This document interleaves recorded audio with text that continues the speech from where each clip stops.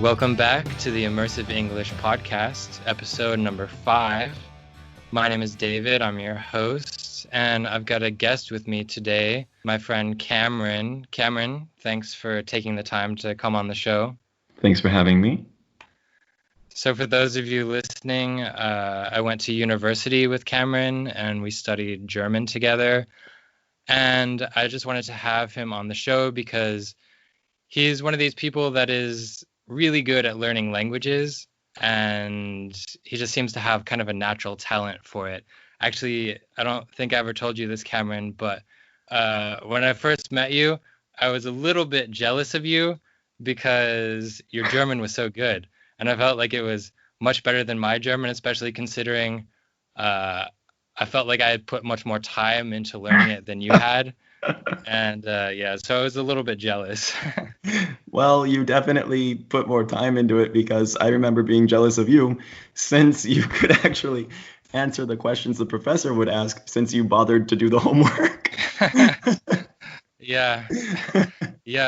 That kind of brings up a good point, though, because so when you're learning a language, there's kind of two aspects. You have the natural talent, and some people are just going to be better at learning languages than others. But then the other part is the work. You have to put the work into it. And that was the part that I was kind of jealous about, was how I think you said you had been like a few months in Germany. And can you tell me about that? You had spent, I think, 3 months in Germany. Is that correct? Yeah, it's just about right. When I really started to get to know you in grad school, then by that point, I had spent 2 months in Germany. And then in 2013, in December, I spent another month. So altogether, about 3 months. What I would also say is I think we simply worked differently. Like I put in my time too, but I put it in different areas. And like I can't tell you how many hours I put into learning how to sing songs. Or Yeah, that's interesting that you mentioned singing songs, because you mentioned that the last time we talked that one of the things you do to help learn a language is listen to especially rap music. Yeah. And really focus on the lyrics of rap songs. So can you tell me about that a little bit more? Yeah. So what really helps, each type of music seems to do something different. If it's music that I don't particularly enjoy, but it's a natural form of music from the target culture or the target language, at least I can get something culturally out of it. Perhaps an idea in the song comes up and I go, oh, okay, that's like what I'm used to, or it's totally different, and then I know that I can go ask about it. What I also would do is I would start with something where the target culture offered something that's similar to my native culture. Right. An example for German would be there's a band called Die Toten Hosen, and they're a rock group. They have a lot of punk style music, and so the style really carried over to some stuff that I like in the United States. And with that, I was able to start singing songs in styles that I typically listen to. Rap became really cool, despite the fact that I don't typically listen to rap in my off time.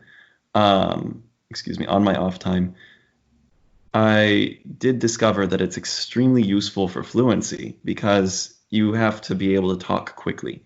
So I could find a rap singer or a rapper that would have something going on that I liked, and then I would have to slow down the track. I would have to go stanza for stanza, line for line, and just keep up, which helped me learn to read faster out loud and increase my fluency. Yeah, that's cool. It seems like you really love music and you love to sing.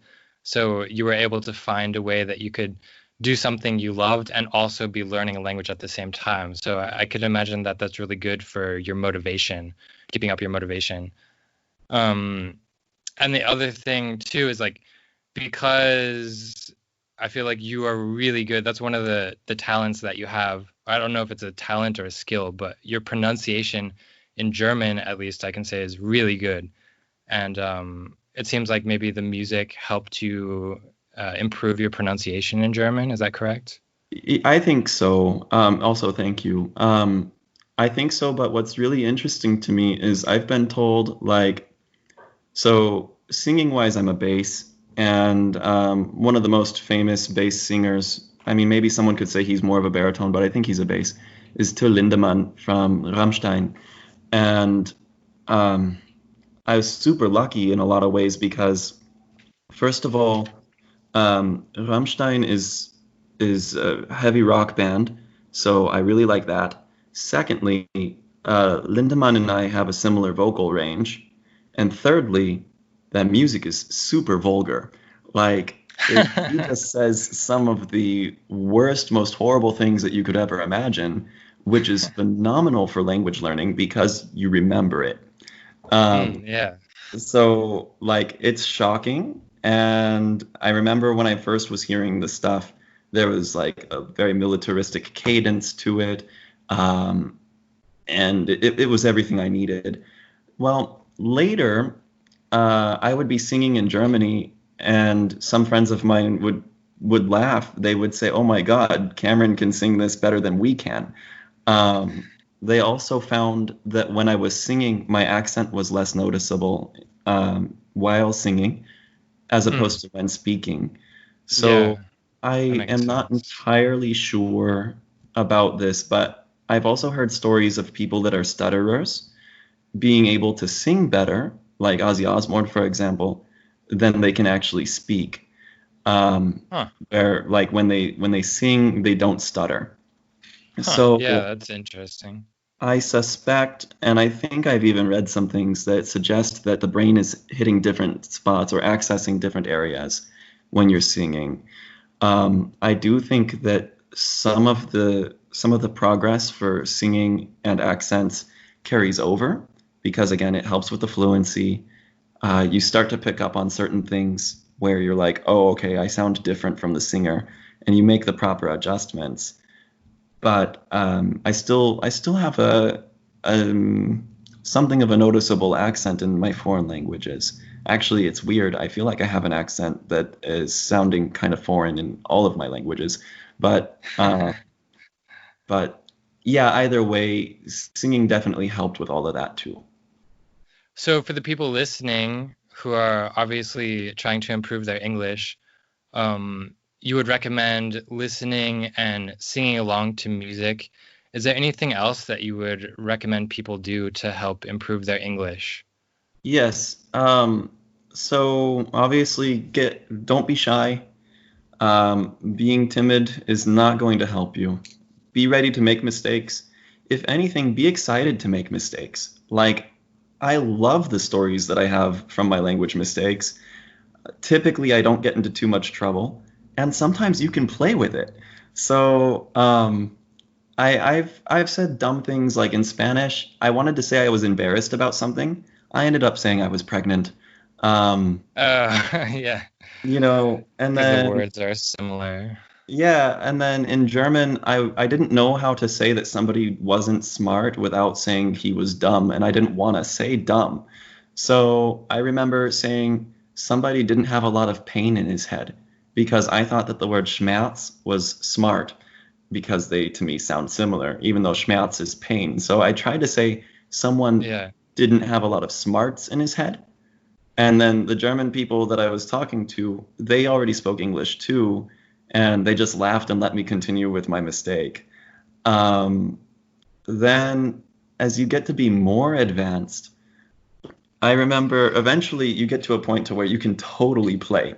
And as an example, I know that in German to say, and actually it's kind of the same in Spanish, but in German you can say if you're feeling hot, like it's too hot around you, it's a summer day and you feel uncomfortably hot, you're supposed to say mir ist heiß. So in English it sounds very weird. It would be like saying me is hot, and it doesn't feel right to say that. But that's how you do it the proper way in German.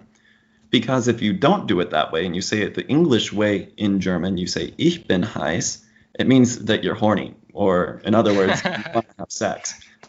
So Right. I was at a party and I was talking to some girls and I knew what I was doing, and I said, "Oh, ich bin heiß."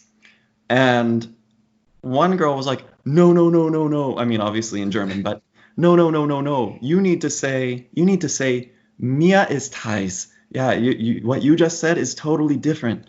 And I was just like, "Oh, okay, all right. Thank you so much for telling me. Oh, wow, how embarrassing." I Yeah. didn't care because I did it on purpose. I Uh, do that all the time too.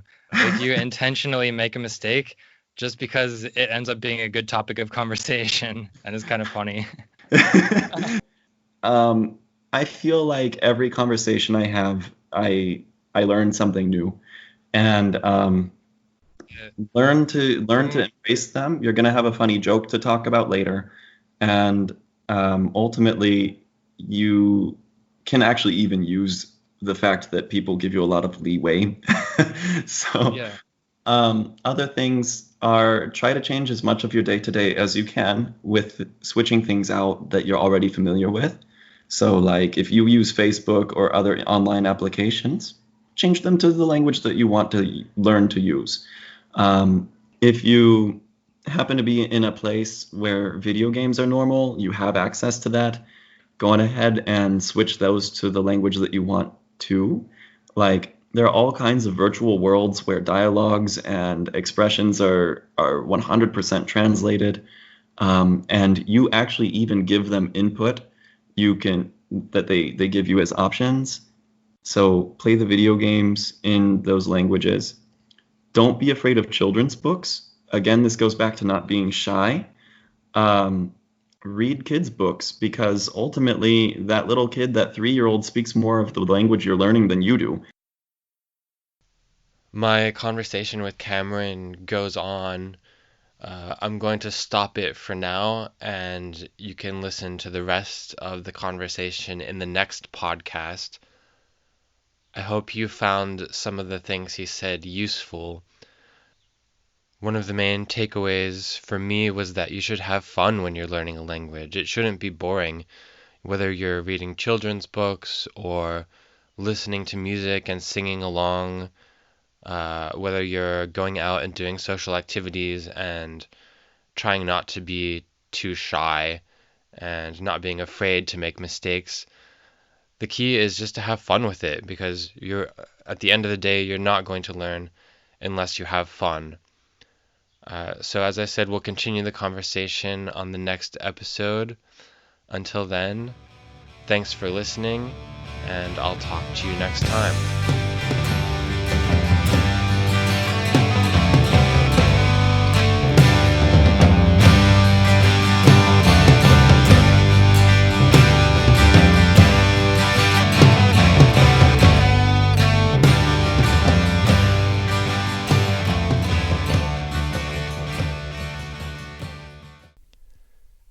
This podcast has been brought to you by Immersive Experiences. That's my company. We offer fun, authentic, and effective ways of improving your English, German, or French. Check out our website, immersiveexperiences.com. That's IMMERSO experiences.com. We have an e-learning program in which you can have video chat lessons with me, an experienced instructor. And right now we're offering a free trial lesson so you can test out the course before paying for anything. And one more thing, special thanks to the Young Pioneers for giving me permission to use their song Citizen Soldier for the intro and outro music to this podcast. Go ahead and check out their latest release on Tiger Farce Ultra Records. Okay, now to the listening comprehension questions. Listening comprehension questions for episode 5. Question 1. Why was I jealous of Cameron when I first met him? I said that I was jealous of Cameron when I first met him. Why was I jealous? Question 2.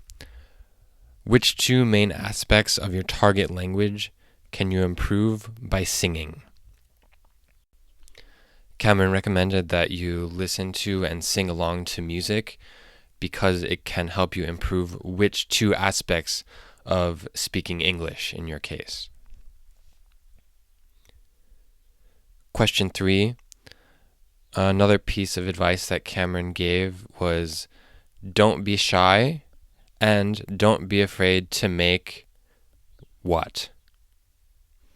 So he said you should not be shy and that you should not be afraid to make